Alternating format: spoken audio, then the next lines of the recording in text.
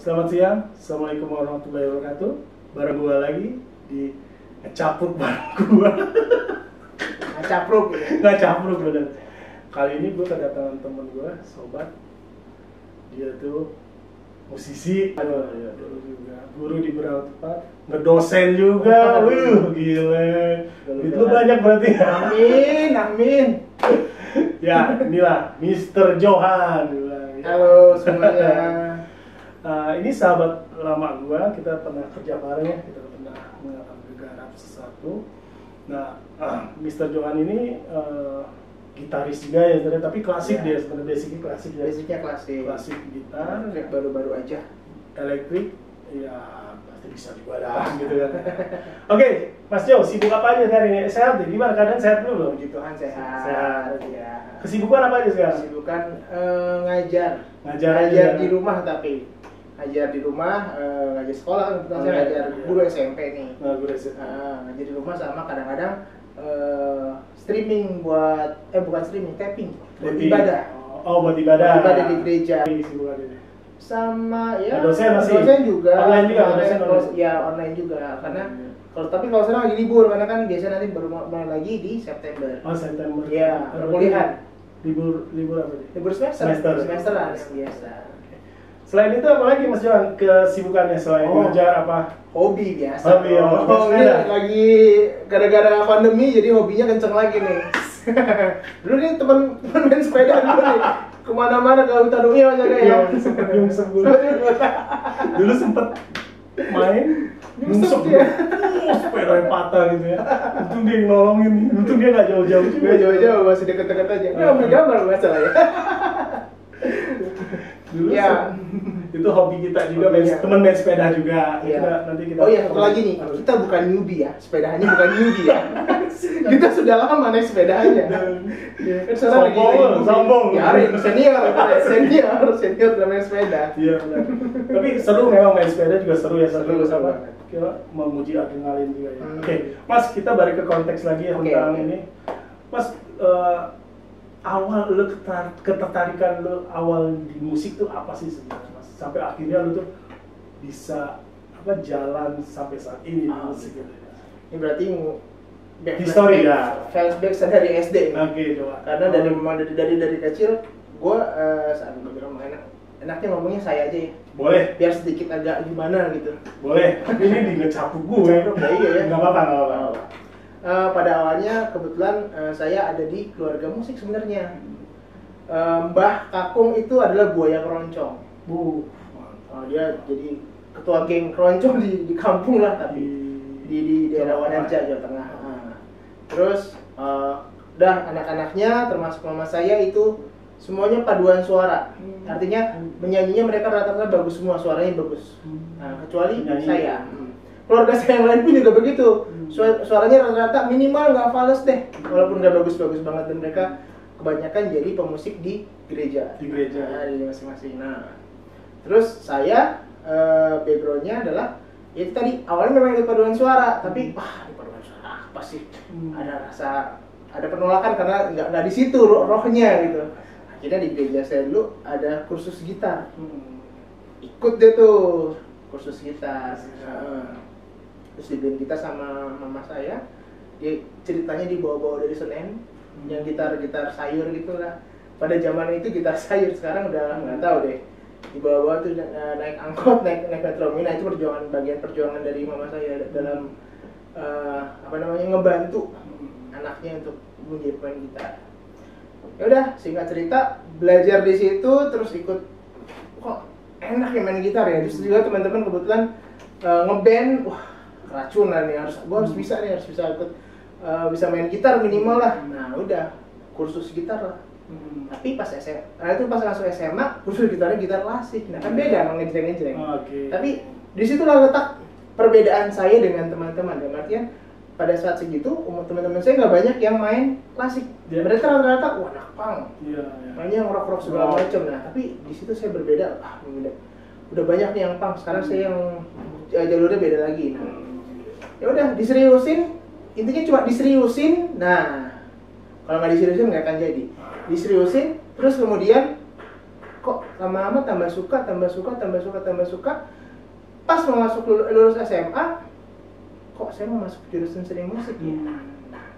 Ya udah, berlanjutlah akhirnya dengan sedikit drama tuh dalam artian saya dulu zaman saya di Mas Aga tuh zamannya namanya UMPTN ya Mas ya? Iya, UMPTN. Saya udah daftar, nggak keterima. Terus tiba-tiba pas hari di pengumuman UMPTN itu kebetulan ada teman saya yang nginep di rumah nih. Terus dia pinjam sepeda Jo katanya. Pas pagi-pagi itu pengumuman nggak lolos nih akhirnya dia cari tahu ternyata ke UNJ. Jo, ternyata ada apa nih? Ada jalur khusus Jo. Kita coba kesana coba daftar. Ya udah hari itu juga, itu pagi jam 10-an kita kesana nih. Cari informasi, daftar. Ternyata emang ada jalur khusus. Jadi memang ada jalur UMPTN, ada jalur mandirinya. Nah, itu yang dulunya saya nggak tahu. Gitu. Berarti memang besar di lingkungan musik ya. Itu, oke. Terus setelah itu kuliah sampai singkat cerita saya kuliah di masuk UNJ lah. Terima di situ. Terus apa? Sambil ngajar-ngajar juga ya? Udah mulai ngajar belum waktu itu? Itu tahun 2001 kata setelah lulus berarti? Enggak, ngajar udah mulai ngajar itu di tahun 2002. Tahun 2002? Jadi setahun kuliah, terus ngajar di sekolah musik. Boleh sebutin nggak nih namanya? Boleh aja. Dulu saya pertama kali ngajar itu di sekolah musik modern Kawai. Oke, Kawai. Oh iya, baru sampai kemarin ya? Masih kan ya? Udah enggak sih, udah tahun. Waktu pertama kenal sama gue kan masih di Kawai juga kan ya? Dan lu sempet nawarin, Kawai nih gitu. Oh enggak, itu udah enggak. Cuma itu kayak teman ngajar di sana mau dibutuh gitu ya. Terus ngajar di Farabi juga kan ya? Ya berproses lah dari Kawai, terus kemudian mimpi namanya kebetulan ya kita semua punya mimpi ya. Wah kayaknya top buat saya topnya ngajar di Farabi nih. Ya udah sebelum kesana saya berproses dengan di Purwacaraka, Panindah, Kelapa Gading, terus di Jatiwaringin juga pernah. Ya di beberapa lagi lah. Ya, pokoknya lu jalanin itu semua. Iya, dijalanin sampai akhirnya lulus S1, terus lanjutin S2 sempet kan ya? Ya, ngajar lu stop dulu tuh. Saya lulus S1 tahun 2009.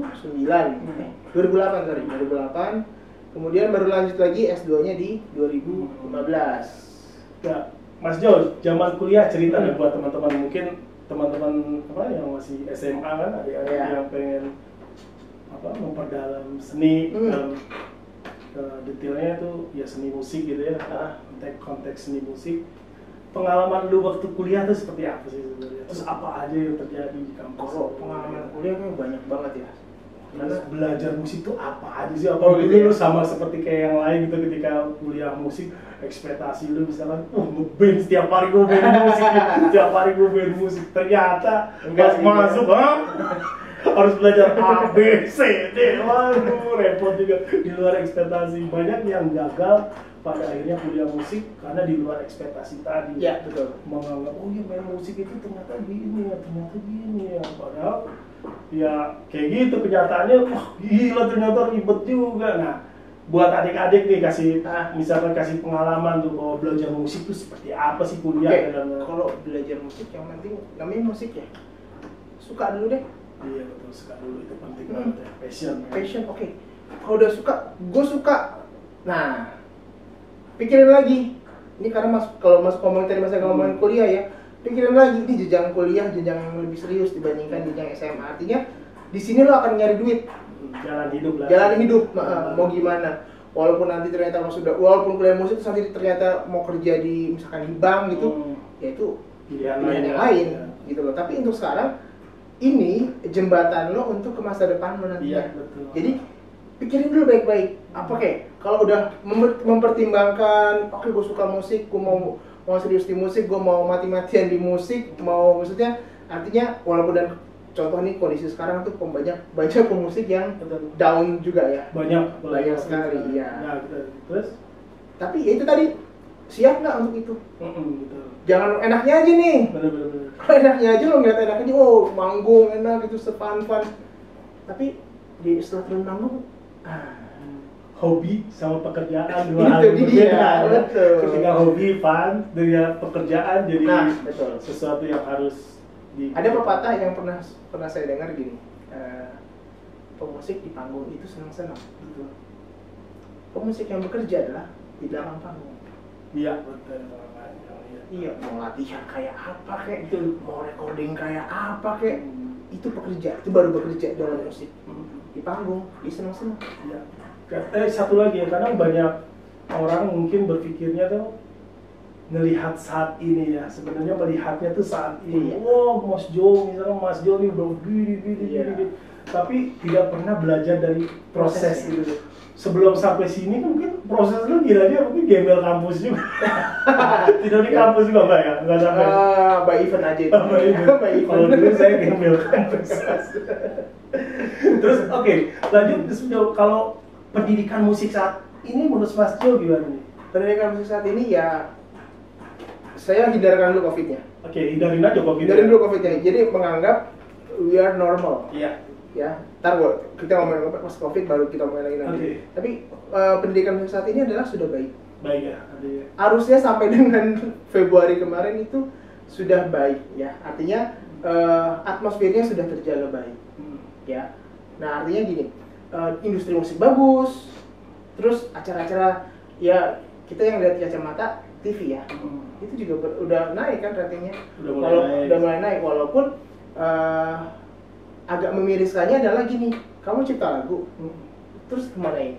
Nah itu konteks yang berbeda. Itu konteks yang berbeda lagi. Nah tapi untuk ngomong pendidikan musik itu baik, itu sudah baik. Udah bagus ya. Artinya bahwa pemerataan, kurikulum, silabus semuanya hampir ya artinya hampir setara lah semua sekolah musik ya sebenarnya. Iya. Nah intinya bahwa sekolah musik itu sebenarnya punya standar yang sama ya, apalagi kalau bicara dengan masalah musik barat gitu ya, bahwa musik barat ini kan ya standarnya sama. Nah makanya kan mulai saat itu tuh ya selain banyak sertifikasi dari dalam negeri gitu ya, terus ada juga sertifikasi yang memang standar musik yang harus dilakukan juga ya Mas, itu penting juga. Contohnya kayak ABST, terus Trinity dan lain-lain, AMET, Australia itu ya. Banyak banget sebenarnya itu bisa dilakukan. Itu fungsinya lumayan bermanfaat juga ya Mas ya, kalau misalkan lu mau kuliah keluar sebenarnya nggak perlu placement test lagi kan sebenarnya, karena ada standar dilihat beres nih, tapi kalau jangan kecil hati juga buat yang nggak pernah ikut itu. Sebenarnya selama kalian punya skill dan bener ya belajarnya Mas ya, ya nggak ada masalah juga mau keluar mau kuliah di luar ya ikut placement test ya nggak ada masalah juga sebenarnya, placement test aja karena standar kurikulumnya kan sama. Ini boleh masuk ke dikit Mas ya? Boleh. Ini buat teman-teman yang gue suka musik tapi gue nggak mau belajar teori. Man, please belajar teori lah. Nggak bisa. Satu kesatuan itu. Nggak bisa. Apa yang lu mainin lu harus ngerti gitu ya Mas, intinya kayak gitu ya. Memang belajar teori kotokan itu tidak menjamin di panggung memang.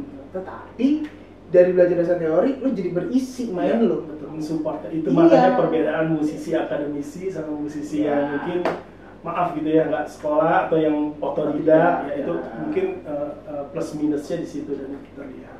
Makanya pentingnya sekolah itu kan, gue pernah bilang juga ya berapa kali ya, musik itu ilmu pengetahuan pokoknya ya, semuanya harus gitu. Itu dari bagian dari elemen kecerdasan. Ada kecerdasan emosional, kecerdasan bermusik juga termasuk.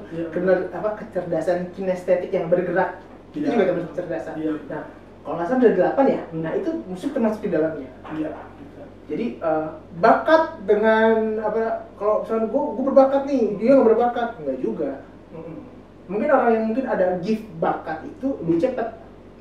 Orang yang nggak berbakat tapi dia mau kerja keras dia itu bisa juga kok. Nggak ada masalah itu. Jadi gue pernah baca buku sih dari buku lupa siapa gitu bahwa bakat itu cuma 5% ya Mas, sisanya itu kerja keras. Betul. Siapa itu gue pernah baca lupa. Itu emang bakat itu cuma 5%, sisanya ya lu harus tempur, punya bakat nggak tempur juga nggak bisa jadi apa-apa. Betul. Terus mungkin buat masukan yang lain juga ya Mas, bahwa kan yang banyak masyarakat atau banyak masyarakat menilai bahwa kerjaan musik itu apa sih, cuma main band segala ya, padahal sebenarnya kesempatan bidang-bidang dalam musik juga banyak banget ya, dalam arti bidang-bidang pekerjaan dalam musik banyak banget ya Mas ya. Kayak contohnya ngajar tadi Nah, lu bisa kasih pandangan nggak Mas buat teman-teman semua ini, adik-adik semua? Gini, pada dasarnya bermain musik adalah bermain. Dalam artian, ya lu judulnya bermain musik. Musik Pertama lo harus bisa main musik dulu. Setelah lo bisa main musik, lo kembangin. Bakat berikutnya adalah mengajar. Oke, gue bisa bermain musik dan mengajar. Oke, setelah bermain ini dalam jalur saya ngomong di jalur akademisi dulu. Bermain musik, mengajar, terus membuat nanti kebijakan. Ya artinya dalam bidang pendidikan gak cuma ngajar doang, tapi lo harus bisa jadi dampak buat nanti ke murid-murid. Kebijakan dan itu sebagai pembuat kebijakan. Entah di sekolah, entah di dinas, entah dimanapun itu gitu ya. Itu dalam jalurnya musik edukasi. Sampai lo bikin buku. Salah satu goalnya adalah bikin buku. Nah, sekarang pemusik, koridor bermusik ini dalam bidang keartisan lah ya, pokoknya ya. Lo bisa bermusik. Oke, lo tahu link kemana lo jadi bisa menjual skill lo nih, menjual apa namanya kemampuan lo, terus lo juga diri, ya. Terus bagaimana lo punya kenalan-kenalan yang akhirnya lo nanti dipakai jadi session player. Ujungnya lo ciptain lagu. Ciptain lagu untuk lagu yang hits gitu misalnya. Nanti profesi pencipta lagu ya. Profesinya musisi seniman lah ya. Terus pemusik dengan ladangnya jalurnya lagi beda adalah produksi musik. Produksi musik. Iya, jalurnya lo harus tahu teknik recording. Betul. Teknik recording terus bagaimana banyak kompleks misalnya. Kompleks bagaimana belajar tentang software, tentang sound. Ujungnya produser ya. Ya, situ kan ujungnya ke situ. Produser juga salah satu profesi dalam bermusik juga ya. Iya. Musik, ya. Walaupun mungkin dari ininya ya. Tapi dari kalau produser yang basicnya pemusik itu lebih kuat. Ya, karena ngerti musik, jalurnya. Nah, artinya tadi main musik. Lo mau pilih jalur kemana? Gitu. Kebetulan saya pilih jalurnya di edukasi, dan ini edukator sebenarnya. Ya.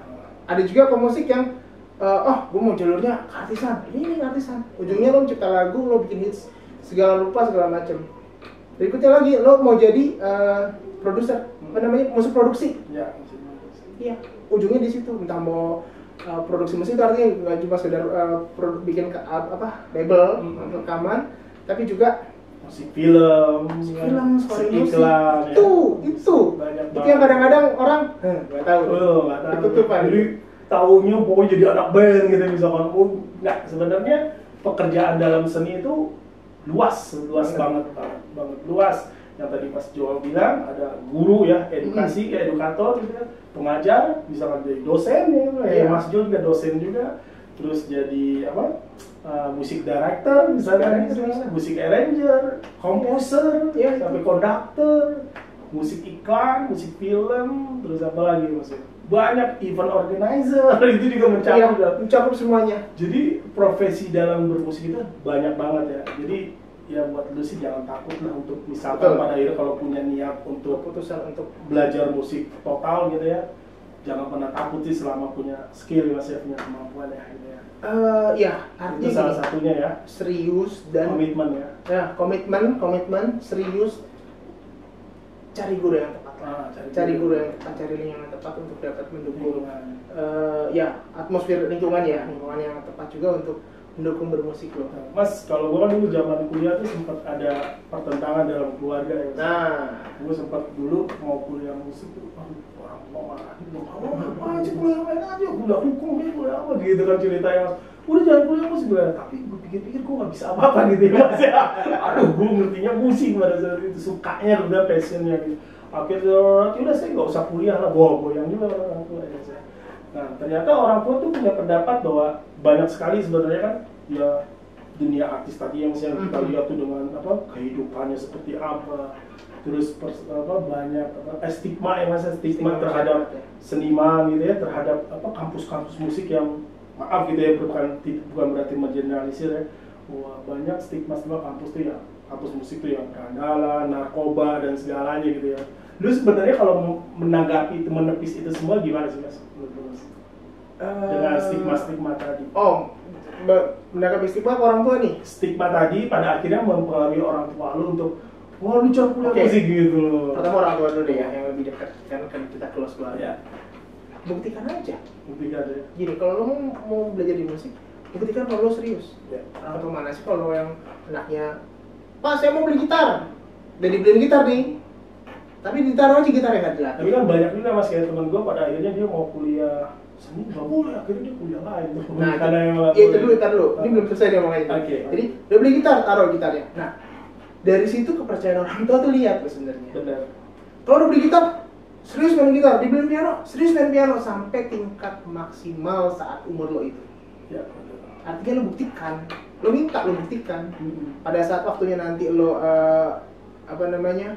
mau kuliah musik lebih dalam lagi, serius di musik, itu orang tua udah, oh iya, gue serius nih gitu. Emang nggak semuanya orang tua begitu, tetapi artinya gini, kalau teman-teman bisa ngebuktiin kalau lo serius, orang tua pasti juga mau kok. Ya, mau ya. Pasti mau. Ya udah sana lagi. Dan buktikan kalau lo bersikeras, gue suka musik, gue mau masuk musik, gue mau lebih dalam di musik. Dan yakinkan mereka untuk gue bakalan sukses di musik. Ya, artinya mampu melewati jalan itu. Tapi kalau pada akhirnya stigma masyarakat, wah, narkoba nih, wah, gini, kalau stigma masyarakat gitu. tentang itu memang kita tidak tidak bisa merubah. Tidak berubah. Dan Mas bisa Robert berubah. padahal narkoba itu bisa masuk ke kalangan mana aja kan Betul, sekarang mulai banyak kan. setuju. Polisi juga ada yang akhirnya ketangkap juga, gitu. Nah. Terus apa banyak juga. Oke, biarkan stigma itu ada, tetapi biarkan orang itu ngeliat lo yang bersih. Iya, gitu ya. Artinya bahwa buat musisi-musisi yang lain juga sebenarnya sih bisa mengontrol diri ya Mas. Ya, artinya dan kita juga sebagai orang yang artinya jangan terpengaruh lah ya. Iya. Jangan terpengaruh terus cari mungkin lingkungan kita peminum, mungkin lingkungan kita memakai. Cuma kita punya filter untuk nggak usah. Ya. Gue sayang orang tua gue yang udah mau, dan itu tadi ini runutan dari proses pembuktian diri sebenarnya. Betul. Oke, udah masuk diizinin sama orang tua, terus tiba-tiba narkoba, apa nggak ngecewain orang tua? Iya, betul. Buktikan kalau lo tuh bisa pegang omongan di awal kan, lo yakin lo sukses di musik ya itu, gitu. Pokoknya jadi intinya sih sebenarnya membatasi diri juga ya Mas. Ya. Artinya menjaga saudara, tapi lingkungan juga sangat berpengaruh juga ya Mas. Mempengaruhi banget cara berpikir, cara bersikap dan sebagainya. Nah, cuman memang lagi-lagi yang kita harus yakinkan bahwa tidak semua musisi atau komunitas musik tuh kayak gitu ya Mas. Maksudnya ya buat gue sih gue kayak ketemu Mas Jo gitu ya, maksudnya musisi-musisi yang akademisi yang gitu, lu lihat aja ganteng kan, cerah gitu, nggak beler gitu kan, nggak gitu ya gitu. Janganlah. Enggak lah, maksud gua tuh kayak gitulah. Terus banyak juga pengalaman yang sudah terjadi kan, ya misalnya udah di kalangan artis apa itu kan sebenarnya pengalaman juga yang bisa kita ambil kan. Ya mudah-mudahan sih dari pengalaman itu kita jangan sampai gitu, ngeri juga nih, ngeri juga. Kayak tapi intinya gini, kalau mau belajar musik sikat gitu ya, yang penting satu komitmen segalanya. Nah, bicara tentang yang stigma tadi, lupakan aja, lakukan aja yang terbaik sebenarnya Mas ya. Gini, intinya lagi deh, saat lo seorang yang bisa menjaga diri lo bisa membawa diri lo, lingkungan lo, walaupun lingkungan lo buruk, lo proteksi, bentengi. Dan harus membentengi diri dengan agama ya. Setuju. Agama dan keyakinan lo masing-masing. Setuju. Iya. Kita beda agama, Ya, nggak ada masalah sebenarnya. Yakini aja apa agama kalian, semua agama tuh mengajarkan kebaikan. Betul, juga setuju. Nggak ada agama yang ngajarin keburukan ya. Dari proteksi itu, ini kalau gue sedikit lebih jauh yang ngomong itu ya, kita ada perlindungan tangan Tuhan kok untuk terhindar dari yang jahat. Iya, betul. Percaya nggak percaya itu? Percaya banget. Kalau kita agamanya bukan agama, jangan ngomong agama itu. Iya. Hubungan dengan relasi Tuhannya itu kuat, Ketuhanan. ketuhanan kita kuat. Kita ada perlindungan untuk klien ini nggak usah lah, ntar lo akan bahaya nih kita ketemu klien ini. Kayak gitu-gitu dihindarin loh. Selama perilaku kita baik juga sebenarnya Mas. Jadi apa yang kita tanam itu yang kita dapat lah, Setuju, intinya begitu ya Mas ya. setuju. Jadi ya Tuhan tuh bakal mempertemukan, kalau lu orang baik bakal dipertemukan sama orang baik lah, itu percaya deh itu. Kalau lu misalkan agak miring ya Tuhan bakal itu benar, itu mah emang benar ya Mas, kenyataan pengalaman gitu ya. Sampai saat ini gue tuh ya dipertemukan orang baik, termasuk ketemu lo gitu kan, terus ketemu yang lain gitu. Oke Mas, selanjutnya kalau gue sih penasaran nanya lo ya Mas ya, pertama kali lu tertarik akhirnya pilih gitar apa sih Mas gitu? Kenapa gue tertarik Oh, terus kenapa lu nggak misalkan tadi pilih piano, malah lu baru pilih piano? Oh iya, lu baru pilih piano. Dia tadi baru pilih piano. lagi. Kenapa gue beli gitar? Karena pada saat itu yang bisa gue beli. Nggak ada, di rumah nggak ada pilihan instrumen di pada situ. Iya, jadi miskin awalnya. Awalnya miskin, harga gitar mungkin pada zaman itu untuk beli Yamaha tuh wow gitu ya. Yamaha tuh ibaratnya wah gitar dewa ini, semua orang tertentu yang punya. Walaupun kenyataannya cuma gini doang. Gitu doang. Nah, artinya gini, pada saat itu perkenalan memang diperkenalkan dengan gitar. Artinya gini, setiap enggak berproses dulu, berproses dulu. Artinya belajar gitar belajar gitar itu nggak gampang loh. Kalau piano bunyi begini jadi. Gitar itu untuk mendapatkan tone yang bagus, pelatihannya cukup lama atau cukup panjang pelatihannya. Jadi artinya kenapa akhirnya jatuh cinta sama gitar? Pertama ya itu tadi, gue juga berkomunitas dengan gitar. Ada komunitasnya nih. Belajar gitar, ikut komunitas gitar, tambah suka lagi tuh. Tadinya suka segini, wah teman-teman gue ada main gitar nih, wah asik ya gitu. Terus ternyata, akhirnya mau lebih unggul daripada teman-teman yang lain, les. Ya, les gitar klasik waktu itu. Sampai akhirnya mau lebih dalam lagi, ya udah masuk kampus. Nah, artinya lingkungan penting juga ya, komunitas. Nah, jadi sebenarnya yang gue tangkap ya, ketika lu belajar musik, lu harus cari partner bermusik, itu penting. Nggak beda harus diusahakan nih sama-sama instrumen. Misalkan lu belajar piano, lu cari teman yang belajar piano juga. Pertama buat sharing, Mas ya. Yang kedua adalah mengukur tingkat kemampuan lu, gitu ya Mas ya. Wah kurang ajar, udah sampai situ aja, belum mau jadi semakin. Nah, jadi berteman tapi berkompetisi, benar nggak sih Pak? Sehat banget kan? Kompetisi yang sehat ya. Kenapa harus begitu? Karena kalau kita nggak punya tolak ukur, itu yang bahaya. Rasanya kita paling hebat aja gitu Mas. Pas keluar, ternyata gue nggak ada apa-apanya. Banyak kejadian kayak gitu ya Mas. Itu penting banget. Dan penyemangat latihan juga sebenarnya Mas Aga. Iya, karena tadi kan ada target, tolak ukur. Wah kurang ajar sampai situ. The challenge terus. Nah artinya kita harus bisa mengupgrade diri. Jadi lihat kita di sini bagus. Gimana caranya? Apa nih yang dipelajarin nih? Apa nih khususnya dia nih? Belajar, ngulik, nambah lagi pengetahuan. Saya ketemu Mas Aga, belajar Mas Aga. Sebenarnya gitar sama keyboard itu tabrakan loh, musuhan sebenarnya secara harmoni ya. Tetapi Mas Aga ini harmoninya kemana nih? Dia ambil saya sini. Berarti saya main gitarnya di atas. Harus cerdas. Iya gitu. Nah, itu yang nggak bisa dipelajarin. Itu nggak bisa dipelajarin di sekolahan. Ada pelajarannya itu. Ya, tapi belajar harmoni itu ada. Nah, itu penting membagi tadi porsi masing-masing. Nah, gue juga pernah dulu kita ngeband ya Mas ya, terus akhirnya ngerjain project bareng, terus akhirnya pending. Nanti sih project gue gagal mulu ya, gue bingung, gue lama-lama jadi tukang jeruk aja gitu. Lu juga kopi kan? Sekarang jual kopi. Ini kopinya nih. Kopi susu deh. Enak loh. Iya benar pernah kerja bareng, terus seru sih emang kita pernah main bareng juga ya Mas ya. Terus pengalaman dulu dong Mas, cerita tentang ngeband sih kalau lu ya gitu. Apa sih pengalaman lu ngeband Mas gitu? Kalau berbagi pengalaman yang baik atau yang buruk? Kalau yang baik boleh, buruk yang buruk. Kalau buruk lu diputusin cewek.